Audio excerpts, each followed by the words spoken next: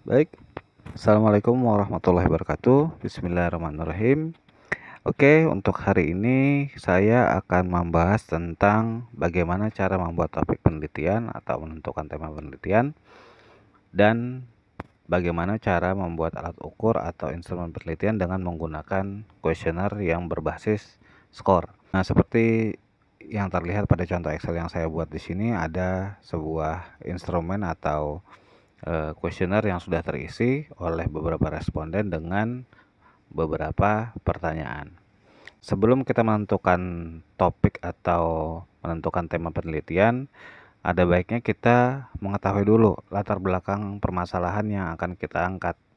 Nah, seperti yang kita ketahui bahwa topik penelitian atau tema penelitian itu harus diangkat berdasarkan permasalahan atau fenomena yang timbul di lingkungan sekitar kita atau di tempat yang akan kita teliti.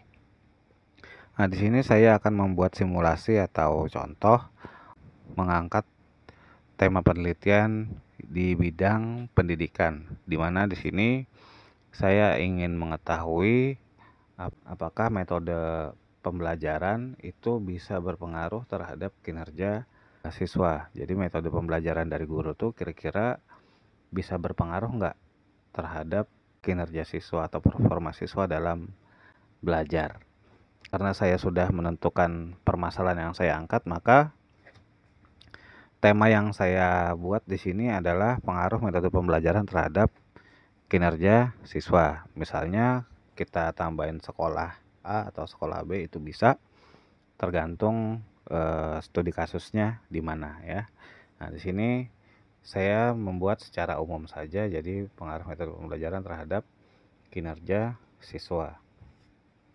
Nah, selanjutnya karena kita mengangkat dari permasalahan, maka sudah kita tentukan atau kita sudah mengetahui permasalahan atau rumusan masalahnya.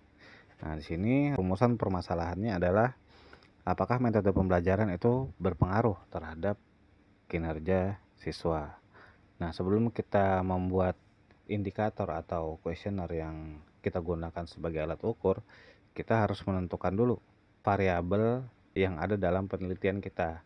Nah, contoh dalam tema yang saya buat di sini adalah pengaruh metode pembelajaran terhadap kinerja siswa, maka variabel yang digunakan adalah variabel metode pembelajaran dan variabel kinerja siswa.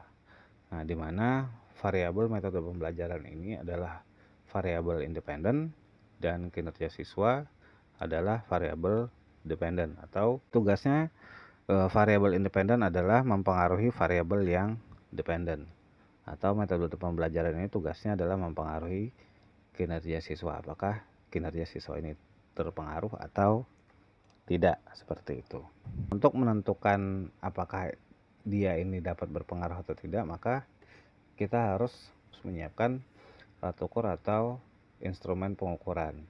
Nah, di mana instrumen pengukurannya ini yang kita siapkan adalah berupa kuesioner atau instrumen penelitian. Nah, di sini saya kasih contoh instrumen. Di sini yang pertama adalah instrumen metode pembelajaran dan yang kedua adalah instrumen kinerja siswa. Nah, untuk indikator nanti saya akan buat untuk masing-masing instrumen 3 pertanyaan saja. Nah, selanjutnya kita harus menentukan pilihan jawaban.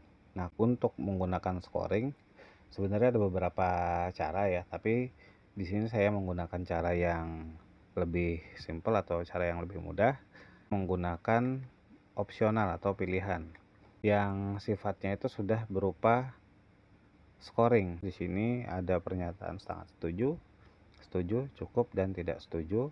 Maka jika pernyataan sangat setuju, kita kasih skor 4, setuju kita kasih skor 3, cukup kita kasih skor 2, dan tidak setuju kita kasih skor 1. Nah, boleh nggak kira-kira nanti pertanyaan lain kita gunakan sangat baik, baik, cukup, atau tidak baik? Boleh saja, asal scoringnya atau pilihan jumlah opsionalnya ini konsisten. Jadi misalnya di sini ada 4, jadi yang di bawahnya juga harus ada 4. Kayak gitu ya. Jadi misalnya dia di sini sangat baik, itu 4, terus baik itu 3, cukup itu 2, dan tidak baik itu 1. Kurang lebih seperti itu. Nah, selanjutnya kita buat dulu indikator untuk metode pembelajaran. Nah, di sini sudah saya buat indikatornya. Yang pertama ada 3 indikator untuk metode pembelajaran dan 3 indikator untuk kinerja siswa. Jadi yang perlu kita ketahui untuk membuat indikator harus berkaitan dengan instrumen tersebut. Jadi misalnya metode pembelajaran berarti kita membuat pertanyaannya apakah Anda menyukai pembelajaran dengan metode praktek misalnya atau metode lainnya. Dari sini kita bisa mengetahui nanti nih apakah dia menyukai atau tidak, dan kira-kira kalau dia suka ini bisa berpengaruh nggak sama kinerjanya dia, kinerjanya si siswa maksudnya ya. Nah, selanjutnya untuk kinerja siswa nanti kita buat pertanyaan yang bersifat kata kerja. Jadi nanti pertanyaan itu harus terkait juga dengan pertanyaan variabel yang sebelumnya. Jadi dia harus berhubungan dan kira-kira hubungannya itu dapat berpengaruh atau tidak, seperti itu ya. Di sini untuk kinerja siswa saya buat 3 pertanyaan juga. Yang pertama di sini, apakah Anda aktif berpartisipasi pada saat praktek? Jadi kira-kira si siswa ini nanti dia ketika pada saat pelajaran praktek itu aktif atau tidak. Nah, jadi dari sini nanti kita bisa tahu apakah ketika dia aktif itu dipengaruhi dengan metode pembelajarannya atau tidak, seperti itu. Dari instrumen ini kita kasih ke satu orang responden. Ya, kita kasih ke satu orang responden. Di sini saya isi, misalnya saya kasih ke responden pertama. Ini dia jawab sangat setuju. Setuju untuk pertanyaan kedua, cukup untuk pertanyaan ketiga. Selanjutnya sangat setuju, setuju, dan tidak setuju. Maka dari sini kita akan membuat rekapitulasi data untuk responden pertama. Bagaimana cara membuat rekapitulasi datanya? Nah, cara membuat rekapitulasi datanya adalah dengan cara buat tiap instrumen ini ke masing-masing responden.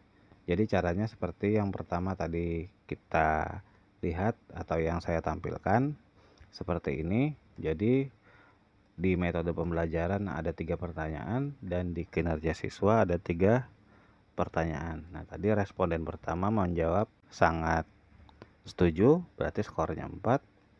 Terus setuju, skornya 3. Dan cukup itu skornya 2. Dan selanjutnya untuk instrumen kedua dia menjawab sangat setuju, skornya 4. Setuju dan tidak setuju, skornya 1. Selanjutnya kita buat untuk 10 responden ya, berarti kita kasih ke 10 orang siswa. Nah, maka hasilnya ini saya buat acak kurang lebih seperti ini. Jadi setiap responden itu punya jawaban yang berbeda-beda di tiap pertanyaannya. Nah, oke, mungkin itu saja dari saya. Sampai ketemu di lanjutan materi ini untuk pengolahan instrumen atau pengolahan datanya. Baik, assalamualaikum warahmatullahi wabarakatuh.